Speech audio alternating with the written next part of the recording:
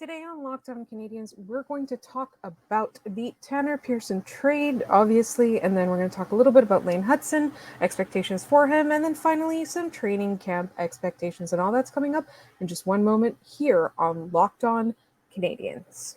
You are Locked On Canadiens, your daily podcast on the Montreal Canadiens, part of the Locked On Podcast Network, your team every day.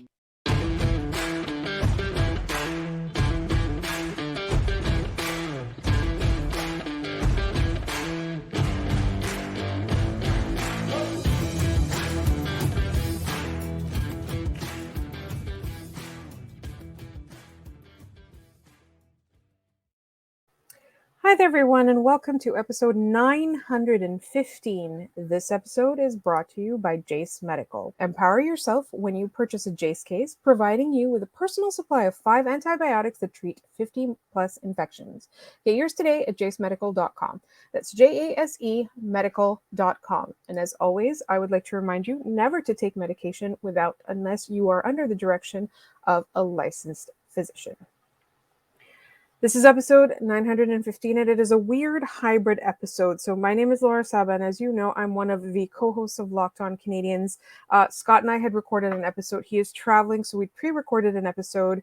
And what happened in the meantime was the Canadiens obviously traded away Casey DeSmith for Tanner Pearson and a third rounder in 2025. So I'm kind of splicing the two episodes together. So I've removed the first segment that was about the Mike Babcock story. And I'm going to leave the Lane Hutson and training camp expectation stories, and the Mike Babcock thoughts can go in a later episode. Just for this segment, I do want to talk about my rapid reaction to the trade, and then we'll get a little bit more in depth on tomorrow's episode. I just wanted to make sure that my instant reaction and some thoughts that I gathered as well were in the soonest episode possible after the trade. So obviously the Canadiens had a dearth of goalies. Not a dearth of goalies. I'm sorry, an abundance of goalies. The Canadiens had way too many goaltenders. They had like a million. And obviously, one of the questions was, is Jake Allen more tradable or is Casey DeSmith more tradable? Who has a more tradable contract? Who's a more serviceable goaltender? Who's a more attractive piece? Do the Canadiens have long-term expectations for either one? All of those conversations were taking place. And in the meantime, we do know that Kent Hughes had promised Casey DeSmith some news on his future prior to the season starting, whether it would be to trade him or to make him to solidify his position on the Montreal Canadiens regular roster. And what ended up happening is that he got traded to the Vancouver Canucks. And in exchange, the Canadiens got a 2025 third rounder, and they got Tanner Pearson. So I think a lot of people are focused on the Tanner Pearson trade. As evidence, like I even put it in our show graphic today, Tanner Pearson trade. But I think it's a little bit misleading to kind of focus on that part because essentially the Canadiens needed to get rid of a contract. They had too many goalies. They do seem to really like Jake Allen, and they do seem to really like Samuel Montembeault. So I don't think that the preference would have been to trade either of those two goaltenders. They obviously, need to thin out their roster. They're over the cap, blah, blah, blah. But I think we kind of need to remember that essentially what the Canadiens did was the Casey DeSmith was he was an extra piece for the Montreal Canadiens. They got him as part of a 3-way trade, but the team would be no different with or without him, right? If you look at last season's roster and this season's roster, they're really like the lack of Casey DeSmith would not have hurt them this regular season. And so, they essentially got a third rounder for him, and they took on obviously a contract of a player who's often injured, Tanner Pearson, who I think his career, somebody with a lot of potential whose career might have been derailed by injury. And right now he makes quite a bit of money. He's in the last year of his contract though, so he could be a deadline trade bait kind of player.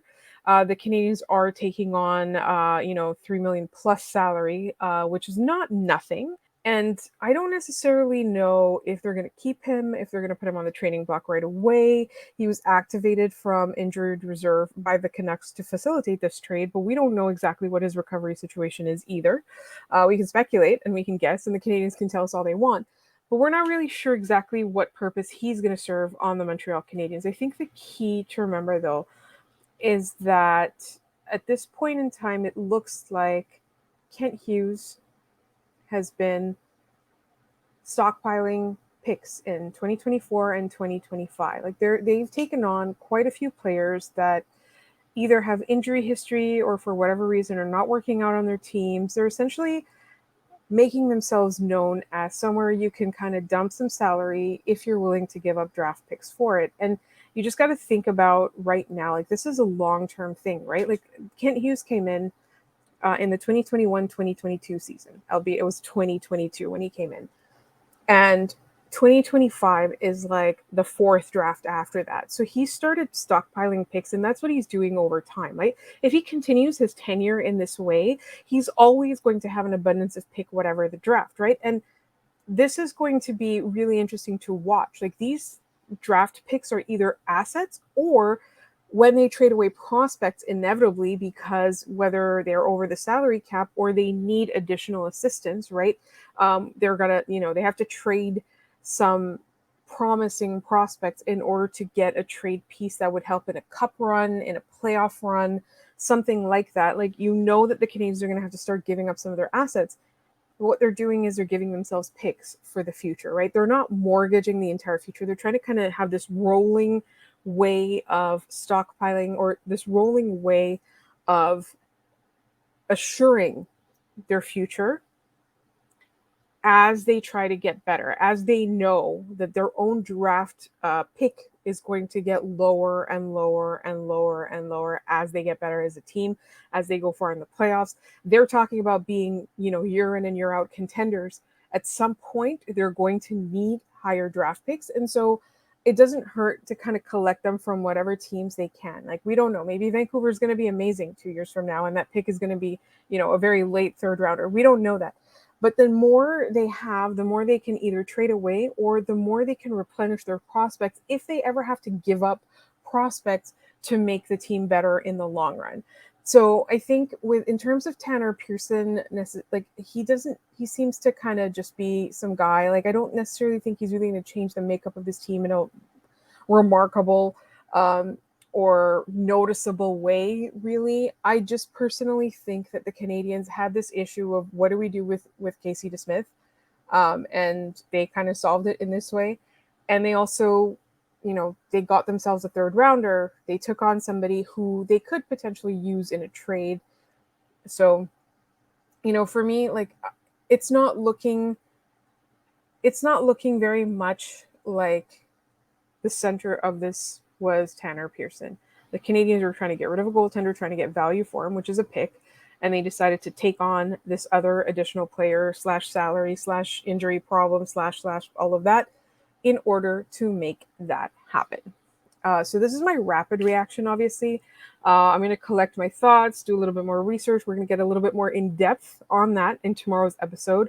Also, what I'm going to do for tomorrow's episode is I'm going to take the segment that I did, or Scott and I did for today's episode, and I'm going to put it in tomorrow's episode, like our thoughts on Mike Babcock and that kind of privacy issue and that making young players uncomfortable and all of that.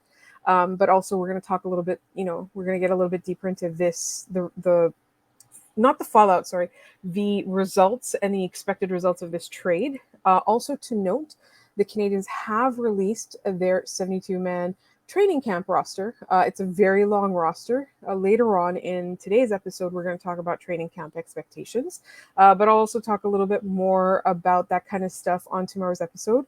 Also, we are back to our 5-day week schedule this week, and I will have a mailbag episode. I do apologize for last week's mailbag episode being late. You should have it in your feeds now. There were some technical issues. First, I almost set fire to the house, and then we had some internet issues as a result of the power outage that I caused. So it was like a long saga, and then it's kind of like stuck in limbo right now. So I hope that you will see it in your feeds tomorrow, and that'll be the belated mailback from last Friday. That would be, I think, episode 912, if I'm not mistaken. But for today's episode 915, what's coming up next is the conversation Scott and I had first about Lane Hutson, and then next about what we're expecting for training camp next week, or it starts on the weekend. And that's all coming up in just one moment here on Locked On Canadiens. But first, this episode is brought to you by JaseMedical.com. Everyone should be empowered to take care of themselves and their loved ones during the unexpected. And that's why Jase Medical offers the Jase Case. The Jase Case provides 5 life-saving antibiotics for emergency use and gives you peace of mind so that you are not just hoping that you have access to medication in an emergency. Jase Medical makes sure you have the medication in hand. Jase Medical is simple. They handle everything from the online evaluation to licensed pharmacy medication delivery and ongoing consultation and care. Don't get caught unprepared. Save more than $360 by getting these life-saving antibiotics with Jase Medical, plus an additional $20 off by using code LOCKEDON at checkout on jasemedical.com. That's JASE medical.com, promo code locked on. And as always, I would like to remind you never to take medication unless you're directed by a licensed physician. All right, what's next is the rest of the original episode 915. Scott and I will be talking about Lane Hutson and then some training camp expectations. All right, Lane Hutson time. I'm always excited to talk about Lane Hutson. And the reason that I did want to talk about Lane Hutson is because obviously he's in the NCAA. He was not part of the rookie showcase that Scott covered extensively on the last couple of episodes of this podcast. And what I wanted to talk about a little bit was that he had a phenomenal year last year. He had a record-breaking year. There was so much going on. And I'm very excited to have a contact now that we can bring on to talk about Lane Hutson, who follows him and covers him very closely, which we will be doing in the coming weeks. But what I really, really wanted to talk about, Scott, is in our minds, what can Lane Hutson do to build on his own success? I think it's not out of the realm of possibility, given who he is, for him to beat his own metrics from last year. But obviously, his line mates, his defense partners are going to change. His teammates are changing. There's going to be a lot of changes for him. And also, like, I feel like despite how good he is, last year was so good that we can't consider it the standard. We have to consider it an outlier unless he proves otherwise. So what can Lane Hutson do this season to reassure us that he's still progressing and he's still on the right track to be a contributor in the NHL in the future? I'm going to kind of steal a thought process we had when we talked with other people about Joshua Wild last year, is that he had a phenomenal year, not last year. He had a really good year last year, but the year before that, he was one of the top scorers in the QMJHL. And it was slightly unreasonable to potentially expect that, hey, he's going to repeat that again in terms of points, and that what can he work on going back into a league where he can very clearly score at will at this point? We know Lane Hutson can put up offensive points. I don't think anyone is doubting that fact anymore. I think the biggest thing for Lane Hutson this year, I think, is keep himself in the Hobie conversation again. People are going to hone in on him. He's going to have to get creative, more creative than he already is. The biggest thing is working on the weaker spots of his game. Is that if Lane Hutson can improve his defensive side of the puck, I don't need him to be, a prime Larry Robinson, anything like that. Just being a guy who's a little bit more comfortable defending in front of his own net, whether that be through hook or crook or however you want to do it down there. Just be a little bit more stable when you're not pushing the puck forward, and develop that side of your game a little bit. At the professional level, you are going to have to defend. There are not situations where you can just purely play offense unless you are immediately changing when, the puck is out of your possession. And that's just not a thing that's going to happen here. That he doesn't need to become a defensive stalwart. He needs to just develop a little bit more cognizance in his own zone there. And I think that's the biggest thing. If that comes with, let's say, 10 less points this year, but he becomes a lot more defensively solid, and a lot of fans are assuming probably going to go pro after this season here. I think a lot of us would take that. On the flip side of things is that, okay, maybe the defense doesn't improve, but if he continues to put up more points, also not going to be upset about that. It's been a while since the Canadiens have had a purely offensive type on the back end. Like PK and Markov were the last two that like really kind of fit that vibe there a little bit. But I and this is not to say that Lane Hutson will become PK Subban or Andrei Markov. Please, I don't want to put that pressure on them. But I think it's one of those two things. Just round out that defensive game a little bit or improve, the output. Though, and I think he's got a great base to build on. The hard part, like you said, is that first year was so good.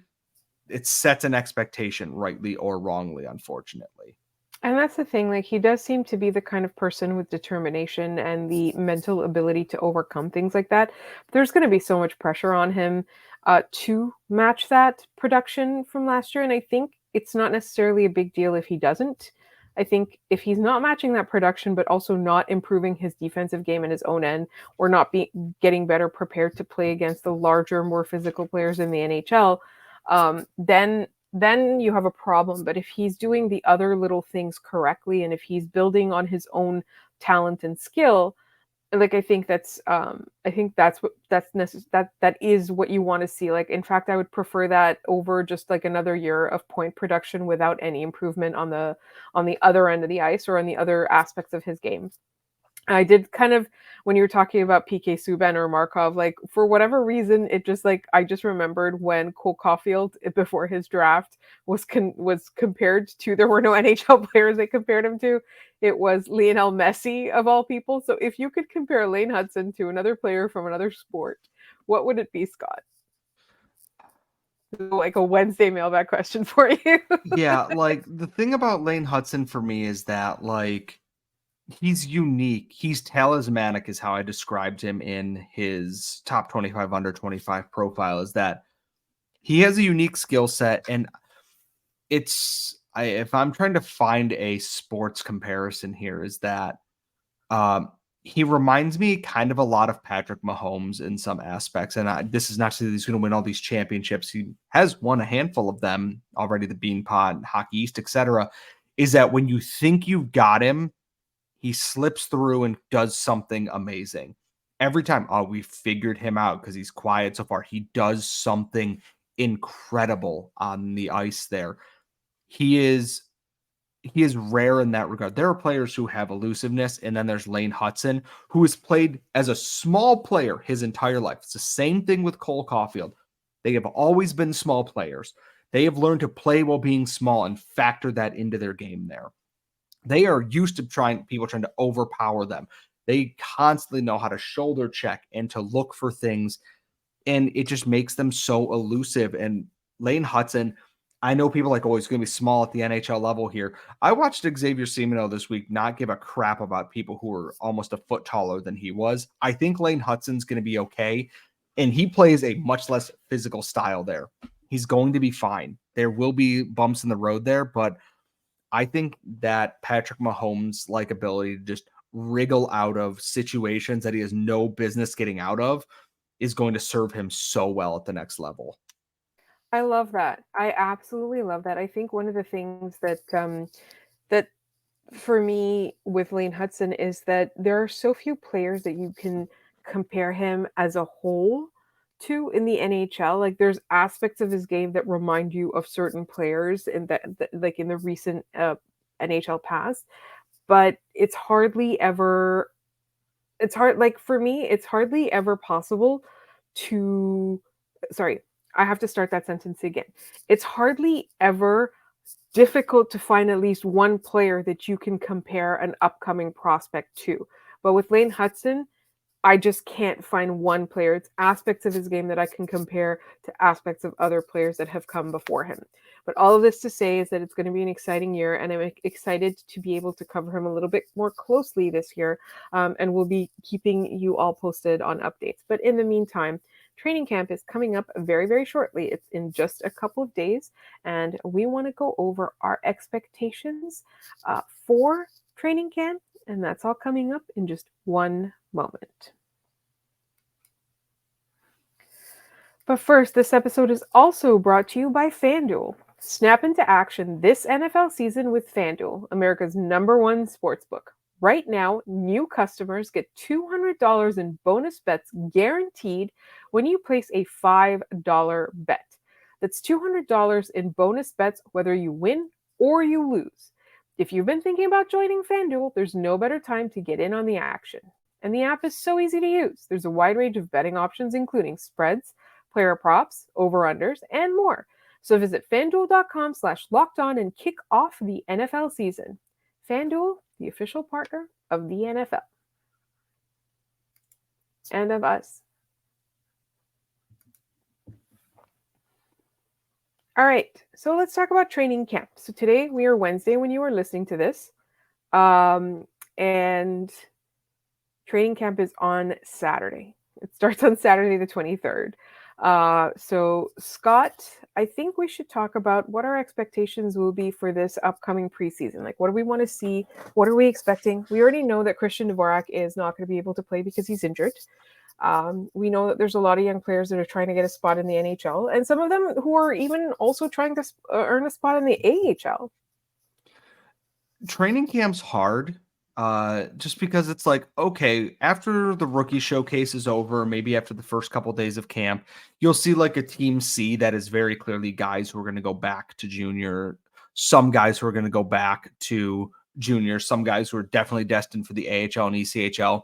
We're going to see a good chunk of players who will probably just go right to Rocket and Lions training camp the next couple weeks here and not get that NHL look because they're just on an AHL or an ECHL deal kind of thing.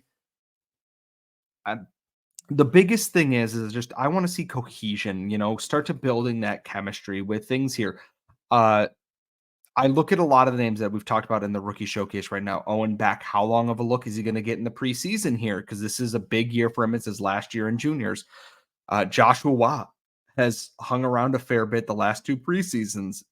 He's shown himself to be a very good, useful player. And I know he's going to the AHL this year, but what can he do to kind of make the NHL team think twice? Who's going to earn one of those like last minute spots there? The Michael Pezzetta who impressed in everything in camp, the guys like Jake Evans who kind of come out of nowhere, the Raphael Harvey Pinards. Who's going to be that person who steps up? Is there going to be a PTO at all? I know the Canadiens don't have cap space and there's still some finagling to be done here, but there's a lot of just things that haven't, sunk into place yet. And the biggest thing is I just want to see who's going to be that person that with their preseason performance ends up earning a longer look than we expected. Like Arbor Jack I did a couple years ago, William Trudeau last year. I want to know who's going to be that person who grabs the spotlight when everyone is so focused on one other thing that they are right there and that they're making you pay attention to them. Here's a question that I have not been able to answer very well. Where do you think Sean Farrell ends up on opening night? So I don't think I need to explain that I love Sean Farrell on this podcast. I've said it more times than ever. I'm one of his biggest fans. You're a Sean Farrell hipster. Yes, I am actually. I was the one who wrote his draft profile. It was great. And then when they picked him, I'm like, I'm so smart. I look at Sean Farrell as someone who has all the tools and smarts and has an adjustment to the next level right now. He's going to be a mainstay with the Rocket. I think a pairing between him and Joshua Waugh would be a lot of fun. Waugh likes to be a shooter and has some deception to his game. And Farrell is all about playing high IQ hockey and getting pucks to the right area there. Giving them a veteran centerman will help that group there. He's going to be a big piece for the Rocket. There's going to be bumps in the road. He's not going to go to the AHL and put up 60 points immediately, which if he does, great. That's awesome. Fantastic kind of stuff. There's just some learning to his game there, learning the speed, the physicality, just the nuances of a pro game. I'd love to see him on the Habs opening night roster. With the space right now, it would be a waste to just stick him on the 4th line and play like 9-10 minutes a night. And I think he's going to be a big piece for the Rocket this upcoming season to start. I think so too. And And for me, like one of the things that I am kind of watching out for too is goaltending. I don't think necessarily the goaltending question is going to be answered in the preseason, but I do expect that Caden Primo is going to get a lot of looks in the preseason games. That is, I think you're going to see a lot from all. I think Allen will play some of the ones on the backside. They're going to play a lot of split goalie games, I think. You're going to get Allen and Montembeault. You're going to get Primo and Montembeault. You're going to get Primo and Dobish. You're going to get some of these AHL guys. Quentin Miller might get a few starts, might split some time here, depending on what they think of him. I thought he played very well in the rookie showcase in the game that he started against Boston there. It's a proving ground now. And like you said, I had completely forgotten about the whole goaltending situation because I keep forgetting Casey DeSmith is on this team too. It's a goalie battle royal basically. And it's, I want it solved before, like, I guess before we get too close to the season here, is that make a goaltending decision. And we keep hearing that Hughes is looking to trade a goaltender and that Colorado now is looking for a goaltender because Pablo Francouz might not be ready for the season. And it's just like, just trade, just kiss already. Like, just make this happen so I can focus on other things here. And I also get why they might want to hold on to one of those goalies because I assume Primo's going to go on waivers to go to the AHL this year. If he gets picked up, okay, it happens. I don't think anyone's going to be, I wouldn't be shocked if it happens. It's just, I want an answer. Let me know who I can believe in as a goalie at this point. Has Primo finally gotten his yips, I guess? I don't even know if that's the right term for it, over with, or is there more to be done here? How does Slavkovsky look after injury? How does everybody look after injury, as a matter of fact? Can Sean Monahan be consistent again? I can't wait to watch Alex Newhook. It's like, it feels like we're coming in with a brand new team that only has a few new faces to it. Who's going to win out on defense? Prospects are going to the AHL, whether we like it or not at this point. Like, there's so much to be giddy about. And I'm just like, I can't believe it's a week away at this point. Like, I am so very excited. Not even a whole week away, just a couple of days away by the time that everybody's listening to this. And as always, if you are listening to this, please make sure you are subscribed to this podcast on wherever you get your podcasts, as well as on YouTube. You can find us on formerly Twitter at LO_Canadiens. You can find us on most social media. I'm at The Active Stick and Scott is at Scott Matla. Also, make sure that if you have any questions, if you have any mailbag questions and things like that, you can email us at lockedoncanadiens@gmail.com. You can also leave them in the YouTube comments. Just put mailbag question at the beginning of your comments, so it will be addressed as a mailbag on a mailbag episode. I have some fun stuff coming up without Scott here for the rest of the week, so please make sure you're tuned into that. And don't forget to tell all your friends and give us good reviews if you want other people to discover us. We'll be with you throughout the season. So thank you so much for listening, and we will talk to you next time.